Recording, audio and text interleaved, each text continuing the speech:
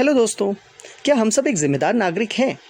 इसका आंसर थोड़ा सा डाइसी है। हम इसको हाँ भी कह सकते हैं और ना भी कह सकते हैं। हाँ इसलिए क्योंकि हम अपनी तरफ से पूरी कोशिश करते हैं कि गवर्नमेंट की सारे कंप्लायंसेस को टाइमली फुलफिल करें।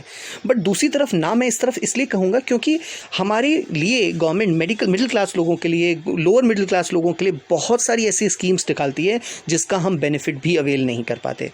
मेरी कोशिश हमेशा ये रहती है कि मैं अपने चैनल के थ्रू आप लोगों को इतनी ज़्यादा नॉलेज शेयर करूँ जो रेगुलर लाइफ में भी आपके लिए बहुत इंपॉर्टेंट हो, जिससे आप जेन्युइनली कुछ बेनिफिट अवेल कर सको। जी हाँ, मैं आपसे बात करने वाला हूं tax deduction under section 80D के बारे में। मैं आपको बताऊंगा कि किस तरीके से सेक्शन 80D के माध्यम से हर एक पर्सन एक्स्ट्रा बेनिफिट ले सकता है, अपने टैक्स प्लानिंग कर सकता है, टैक्स को रिड्यूस कर सकता है। अगर हम ITR फाइल करने वाली कैपेबिलिटीज़ में नहीं आते हैं, फिर भी मैं आपसे कहूँगा कि इस सेक्शन को अवेल करने में आपको कोई भी प्रॉब्लम नहीं है, इस फैसिलिटी को अवेल करने में आपको कोई भी प्रॉब्लम नहीं है। आइए इस बात को डिटेल में समझते हैं। उससे पहले मैं हूँ CA देवेंद्र रहेजा। अगर आपने मेरे चैनल को सब्सक्राइब नहीं किया है तो इसको अभी सब्सक्राइब कीजिए और मेरे वीडियो को लाइक और शेयर भी करिएगा। तो आइए स्टार्ट करते हैं सेक्शन 80D के बारे में। सेक्शन 80D है हेल्थ इंश्योरेंस से रिलेटेड। हेल्थ इंश्योरेंस का मतलब यानी कि आप अगर अपने लिए मेडिकल इंश्योरेंस ले लेते हो और उस साल अगर कोई भी कुछ मेडिकल इश्यूज़ होते हैं तो उस केस में पूरा मेडिकल कंपनसेशन पे करती है इंश्योरेंस कंपनी। अब क्वेश्चन आता है कि यार मैं तो फिजिकली फिट हूँ, मुझे तो किसी इंश्योरेंस की ज़रूरत नहीं है, भगवान न करे कभी ज़रूरत पड़े। बट मैं एक जनरल बात करता हूँ, क्या ऐसा कभी होता है कि कोई भी ऐसा पर्सन होगा जिसने आज तक डॉक्टर को फेस नहीं किया होगा? मैं चाहूँगा ऐसा कोई ना हो, बट ऐसा बहुत जेन्युइनली बहुत कम लोगों को देखने को मिलता है, या मैं कहूँ तो ना ही देखने को मिलता है। फिर मेडिकल इंश्योरेंस के लिए हम पैसा खर्च क्यों करें, उसके लिए भी एक बात है। जेन्युइनली जो मेडिकल इंश्योरेंस के लिए जो प्रीमियम होती है वो जनरल 10 से 15 हज़ार के रेंज में होती है, उससे ज़्यादा भी होती है, बट वे उन लोगों के लिए होती है जिनकी एज 60-70 से ज़्यादा होती है। वो लोग जिनकी एज 60-70 से कम है उनके लिए जनरली अगर मैं बात करूँ तो ये मेडिकल इंश्योरेंस जो होता है वो 10 से 15 हज़ार रुपये का होता है। अब ये जो 10-15 हज़ार रुपये आप खर्च करते हो, इससे आपको 3 से 5 लाख रुपए का इंश्योरेंस मिल जाता है। और अगर उस साल में कोई भी मेडिकल इशू होता है तो इंश्योरेंस कंपनी आपको उसका कंपनसेशन दे देती है। यूजुअली इस 10 से 15 हज़ार के रेंज में अगर मैं बात करूं तो लगभग 200 बीमारियां कवर हो जाती हैं, जो एक जनरल बीमारियों को कवर कर लेता है। अगर मैं बात करूं कि भगवान न करे किसी को एक डिजीज़ हो तो कितने पैसे खर्च हो जाएंगे जिसकी कोई लिमिट नहीं है, लेकिन अगर हम उसकी पहले से प्लानिंग करके चलें कि भगवान न करे कभी हो, लेकिन अगर हो तो मैं उसके लिए कितना तैयार हूँ।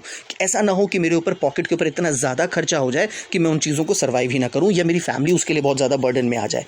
हम एक जनरल कैलकुलेशन करते हैं कि अगर 10,000 रुपये की भी प्रीमियम मैं एक साल में पे करता हूँ तो 10 साल में हो गए 1 लाख रुपये, 20 साल में हो गए 2 लाख रुपये, यानी कि 20 साल में केवल आपने 2 लाख रुपये पे किए और 20 साल तक आपके लिए लाखों रुपए की सेविंग हो गई कि भगवान न करे कभी आपको कोई प्रॉब्लम होती है तो वो पूरा का पूरा कंपनसेशन आपको इंश्योरेंस कंपनी दे देगी। इसके अलावा ये जो आप प्रीमियम मैं आपसे बोल रहा हूँ पे करने के लिए, इसको ज़रूर आपको अपने जेब से देना है, बट इसका पूरा बेनिफिट आप अपनी टैक्स प्लानिंग में लगा सकते हो।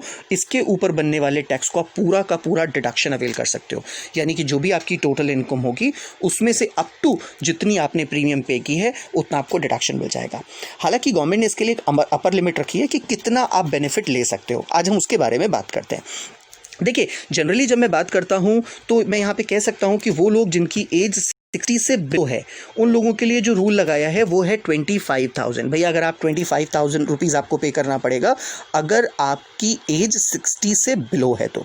दूसरी तरफ अगर आपकी एज के साथ साथ आप अपने पेरेंट्स का भी इंश्योरेंस कराते हो, मैं याद रखिएगा मैं दो अलग अलग इंश्योरेंस की बात कर रहा हूँ, आपका अलग इंश्योरेंस की बात कर रहा हूँ और आपके पेरेंट्स के अलग इंश्योरेंस की बात कर रहा हूँ, तो आपको अलग 25,000 रुपीज़ का बेनिफिट मिलेगा। और अगर आपने अपने पेरेंट्स का भी करवाया हुआ है और वो भी 60 से बिलो हैं तो उनको भी 25,000 रुपीज़ का अलग बेनिफिट मिलेगा।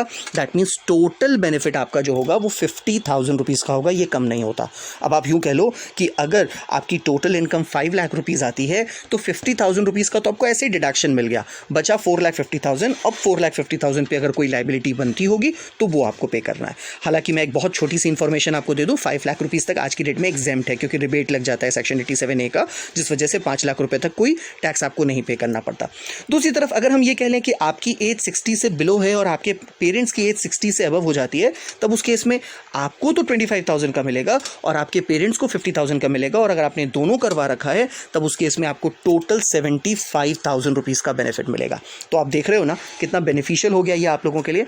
दूसरी तरफ अगर मैं बात करूं कि मान लेते हैं कि अगर दोनों लोग, यानी कि आप भी 60 के अबव हो और आपके पेरेंट्स भी 60 के अबव हैं, तब उस केस में 50,000 और 50,000 टोटल मिलाकर के 1 लाख रुपए का बेनिफिट आप अवेल कर सकते हो। आप इतना डिडक्शन अवेल कर सकते हो का मतलब ये है कि जितनी भी आपकी टोटल इनकम होगी उसमें से इतनी वैल्यू आप रिड्यूस कर लोगे, और बैलेंस अमाउंट जो भी नेट वैल्यू आएगी, नेट टोटल इनकम आएगी, आपको अब टैक्स उस पे पे करना होगा।